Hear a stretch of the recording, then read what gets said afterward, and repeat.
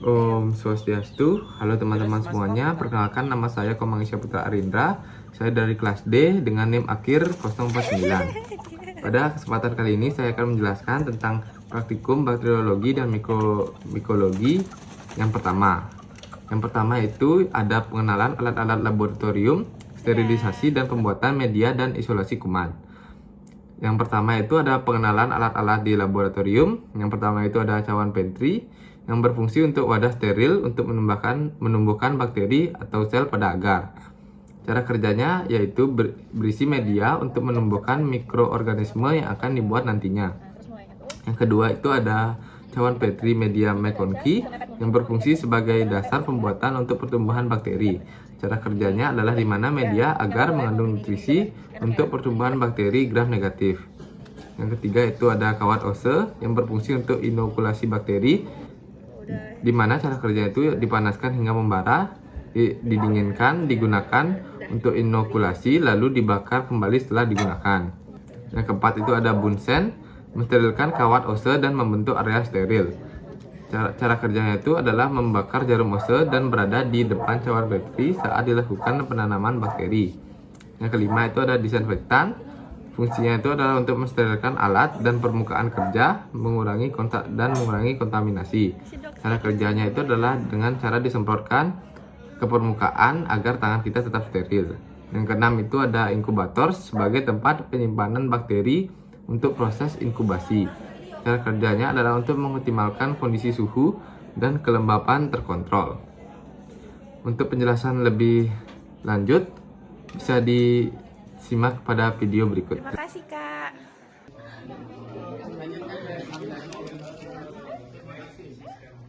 Tapi nanti nggak mau dibalik, ya udah gue balik aja.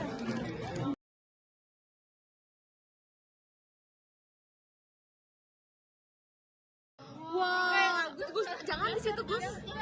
Selanjutnya saya akan menjelaskan tentang praktikum bakteriologi dan mikrologi yang kedua, yaitu identifikasi perwarnaan gram dan uji katalase. Di mana pertama ada pembuatan preparat, pengecatan gram dan pengecatan gram. Yang pertama ada alat dan bahan. Yang pertama itu ada kawat ose untuk inokulasi bakteri. Yang kedua itu ada kaca objek sebagai media pengecatan. Yang ketiga itu ada disinfektan sebagai untuk mensterilkan alat dan mengurangi kontaminasi. Yang keempat itu ada bunsen, memfiksasi bakteri. Yang kelima itu ada pipet untuk mengambil aqueous dan pewarna gram. Yang keenam itu ada mikroskop untuk mengamati hasil pengamatan. Yang ketujuh itu ada pewarnaan gram, yaitu kristal violet, larutan iodin, alkohol 96%, dan safrinin untuk regen pewarnaan gram. Yang ke-8 itu ada aqueous untuk diteruskan di kaca objek dan membalas sisa pewarnaan. Yang ke-9 itu ada kultur bakteri untuk sampel uji. Selanjutnya saya akan menjelaskan cara kerjanya. Yang pertama itu ada kristal violet. Kristal violet adalah pewarna basah bermuatan positif yang digunakan dalam pewarnaan. Pewarna ini tertarik oleh muatan negatif di permukaan sel dan sebagian berikatan dengan komponen-komponen sel tersebut, baik bakteri gram positif maupun gram negatif. Awalnya akan menyerap pewarna ini dan tampak berwarna ungu. Yang kedua itu adalah larutan iodin.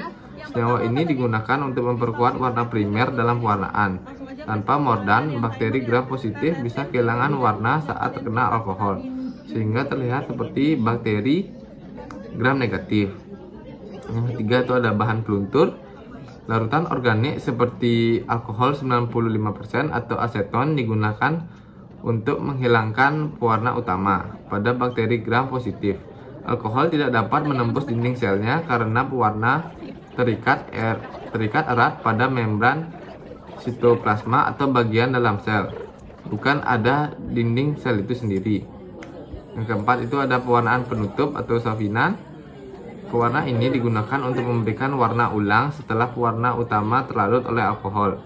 Bakteri gram positif tetap mempertahankan warna ungu karena kompleks kristal violet iodin tetap menempel pada dinding selnya. Sedangkan bakteri gram negatif yang kehilangan warna ungu akan menyerap safranin dan tampak warnanya seperti merah muda. Baik, selanjutnya saya akan menjelaskan tentang praktikum bakteriologi dan mikrobiologi yang ketiga, yaitu uji biokimia dan gula-gula. Yang pertama itu ada jenis media. Jenis media itu ada TSIA. Cara kerjanya itu adalah media biokimia yang digunakan untuk menguji kemampuan bakteri, terutama dari kelompok Enterobacterioacea, dalam memfermentasi karbohidrat dan menghasilkan gas atau H2S. Media ini mengandung 3 jenis gula dengan konsentrasi berbeda-beda. Selanjutnya itu adalah SIM. Media SIM adalah media semi padat yang digunakan untuk mengamati motilitas bakteri serta produksi hidrogen sulfida. Bakteri motil akan menyebar dan dari garis tusuk menyebabkan kekeruhan pada media. Jika bakteri tersebut juga memproduksi H2S, akan terbentuk endapan hitam yang menyebar. Selanjutnya itu adalah MR, digunakan untuk mengidentifikasi bakteri yang mampu memfermentasi glukosa menjadi asam kuat dan stabil, seperti asam format, asetat, atau laktat. Jika terbentuk asam dalam jumlah besar, pH akan turun dan indikatornya berubah menjadi warna merah, yaitu positif. Yang keempat itu ada FP, digunakan untuk mendeteksi produksi asam 2,3 sampai 2,3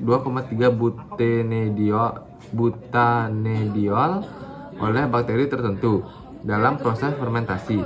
Beberapa bakteri mengubah glukosa menjadi asam pirufat yang kemudian dikonversi menjadi aseton dan asetat, prekursor asam 2,3 sampai butaneodiol. Yang kelima itu ada SCH, Simon citrat agar, merupakan jenis medium pertumbuhan yang digunakan untuk melakukan uji biokimiawi. Untuk selanjutnya bisa dilihat pada video berikut ini.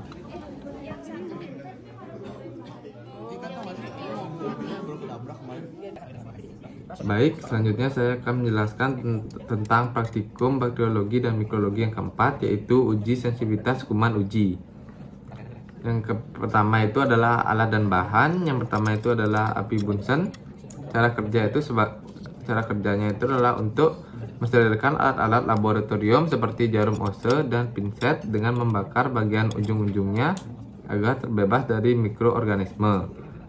Yang kedua itu ada cotton swab. Teknik pengusapan dilakukan secara aseptis dan memutar agar seluruh permukaan kapas kontak dengan area yang diambil sampel, sehingga hasil analisis menjadi lebih akurat. Yang ketiga itu adalah pinset sebagai alat untuk mengambil antibiotik dan lalu menaruhnya di media agar yang sesuai dengan urutannya. Yang keempat itu ada antibiotik amoxicillin, ampicillin, bacitarasin, kanamycin, trimethoprim. Berfungsi dengan menghambat fungsi vital bakteri, sintesis dinding sel protein atau DNA, dan dalam uji kepekaan efektivitasnya diukur melalui zona hambat pada media agar atau nilai MIC yang menunjukkan kemampuan antibiotik menghambat pertumbuhan bakteri uji. Yang kelima itu adalah media agar. Media ini berfungsi sebagai tempat tumbuh bakteri dan memungkinkan difusi antibiotik untuk menghambat pertumbuhan bakteri sensitif, sehingga zona hambat yang terbentuk dapat diukur guna menilai kepekaan bakteri terhadap antibiotik tertentu. Yang keenam itu adalah alkohol disinfektan, zat kimia untuk membunuh atau menonaktifkan mikroorganisme. Yang ketujuh itu adalah pepton sebagai cairan yang digunakan untuk menyediakan nutrisi untuk membantu pertumbuhan awal E. coli atau bakteri lainnya. Yang ke-8 itu adalah bakteri E. coli sebagai bakteri uji yang diamati respon atau perilaku pertumbuhannya terhadap antibiotik yang digunakan. Untuk lebih jelasnya, silakan disimak pada video berikut.